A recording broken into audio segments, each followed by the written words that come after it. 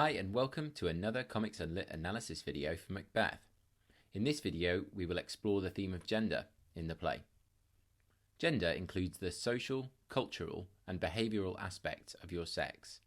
In simple terms, what behaviours and expectations are associated with men and women because of the body they were born in.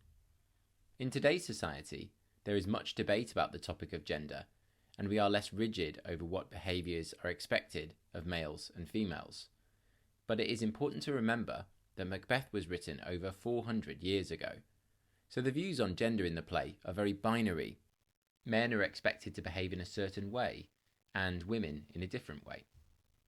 As a result, gender is an important theme to consider if you're analysing Macbeth, since at the beginning of the play, Shakespeare seems to upend the gender expectations of his time by making Lady Macbeth a powerful and influential character. So, before we analyse any specific moments in the play, let's consider the context of gender in Jacobean society. Firstly, Jacobeans had a very rigid ideas about gender in society, which meant, in general, men and women were expected to perform certain roles according to their gender. The society was patriarchal, which means a society controlled by men. At this time, women were essentially the property of either their fathers, or when married, their husbands. They were considered to be weaker than men, both physically and mentally, and were given few responsibilities other than looking after their household and children. Women could not support themselves financially, own property, and they received little to no education, so had very little power to change anything. Conversely, men had all the power. As the head of the household, a man would expect women and children to obey him. In turn, he would be expected to provide for them financially through work or business. Expectations on men conformed to stereotypes such as being strong, brave, and at times aggressive. It is worth noting that Shakespeare had written plays for the previous monarch, Elizabeth I, who as the Virgin Queen had ruled over the country without a husband. As such, Elizabeth did not conform to the gender expectations of the time, and perhaps provided a model for Shakespeare for his character of Lady Macbeth, who, like Elizabeth, exhibits intelligence, cunning, and influence over the men in the play. In Macbeth, Shakespeare plays with ideas about masculinity and gender, and briefly subverts the Jacobean expectations by presenting Lady Macbeth as a powerful woman who forces her will on Macbeth in the early acts of the play. It is, in fact, the stereotypes of masculinity, such as pride, strength, and violence, exhibited by Macbeth that allow him to be manipulated. Lady Macbeth preys on his need to be seen as strong and powerful, convincing him to murder Duncan in spite of his own doubts. However, this subversion does not last throughout the play. Following Macbeth's murder of Duncan, Shakespeare gradually reverses Lady Macbeth's dominance, and by the end of the play, she is presented as a weak and broken woman who is a shadow of her former strength. Through Lady Macbeth's downfall, Shakespeare seems to argue that it is unnatural for women to have power over men. While modern audiences can find much to admire in Lady Macbeth's intelligence and power, Jacobeans would have seen her character as unnatural and wicked. So, through presenting Lady Macbeth as a villain, Shakespeare ultimately conforms to the gender expectations of his time. Now, let's explore some of the key scenes and quotations which link to the theme of gender in Macbeth. First, let's take a look at how Macbeth as a character initially fulfills the expectations of men of Shakespeare's time. In Act 1, Scene 2, King Duncan receives a report of Macbeth's brave and courageous leadership in battle against a rebel army.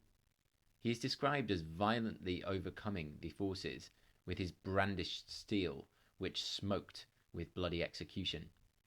Shakespeare uses this violent imagery to present Macbeth as an archetypal warrior, a masculine hero whose brave exploits save Scotland. So when Lady Macbeth first appears on stage in Act 1, Scene 5, it is surprising, therefore, to hear her stating that Macbeth is too full of the milk of human kindness to murder Duncan, following the witch's prophecies. She then shocks the audience with a malevolent soliloquy, where she calls upon the spirits that tend on mortal thoughts to unsex me here, and to come to my woman's breasts and take my milk for gall. Here Lady Macbeth is shockingly forthright and cunning, which certainly contradicts the Jacobean stereotype of women as weak and subservient to men. But in her language, Shakespeare shows Lady Macbeth symbolically casting off her femininity, asking for the strength of a man that she might be able to commit evil deeds. So in many ways, Shakespeare essentially reinforces the stereotype that women were weak, and Lady Macbeth needs supernatural intervention to stop her femininity scuppering her plans. Nevertheless, as the act continues, Lady Macbeth proves to be a formidable temptress. As Macbeth begins to have doubts about their plan to murder Duncan, she masterfully persuades him to change his mind by using his masculine pride against him. Lady Macbeth states, "When you durst do it, then you were a man," playing on his insecurities. And in a final symbolic rejection of her femininity, Lady Macbeth uses a twisted image of a mother killing her own child in Dashed the Brains Out, to further shame Macbeth because of his weakness. Here Shakespeare presents Lady Macbeth as fully in control of her husband in a shocking subversion of the gender expectations of the time. This trend continues in Act 2. Following the murder of Duncan, it is Macbeth who is racked with guilt, wailing of the blood on his hands, while Lady Macbeth takes charge with the assertion that a little water clears us of this deed. She suggests metaphorically that Macbeth's guilt can simply be washed away with water, and manages to calm Macbeth sufficiently that they can cover up the crime. Once Macbeth is crowned king, Lady Macbeth's role as a character begins to diminish. In Act 3, she begins to show signs of remorse, commenting, "Naught's had, all's spent, where our desire is got without content," and asks Macbeth, "My lord, why do you keep alone?" A structural change indicating that Macbeth is becoming less reliant on Lady Macbeth's guidance. This is also implied in Act 3, Scene 4, as Lady Macbeth attempts to calm Macbeth's distress at seeing the ghost of Banquo at their feast. In a parallel of Act 1, she asks him, "Are you a man?" But this time, her words have no impact, indicating her power over Macbeth is diminished. By the end of the play, Shakespeare has reverted both characters to their traditional gender roles. Lady Macbeth is staged sleepwalking in Act 5, Scene 1, desperately attempting to wash the blood of Duncan, and perhaps some of Macbeth's other victims, off her hands. In Out, damned spot, out I say, Shakespeare uses repetition to highlight Lady Macbeth's desperation and her broken state of mind, in sharp contrast to her evil and controlled plotting in Act 1. Meanwhile, Macbeth, after hearing of her death, is left with no purpose left but to die like a soldier. As the castle is besieged by Malcolm, Macduff, and the army of Lord Syward, Macbeth cries, "Blow wind, come rack, at least we'll die with harness on our back." Here the word harness denotes the armour of war, indicating that Macbeth desires to die as a warrior. Shakespeare uses this masculine exclamation to create sympathy for Macbeth, as the audience may at least in part relate to his desire to prove noble in death, in spite of his treachery. Finally, it is worth considering how the character of Macduff offers a more modern expression of masculinity in Act 4, Scene 3.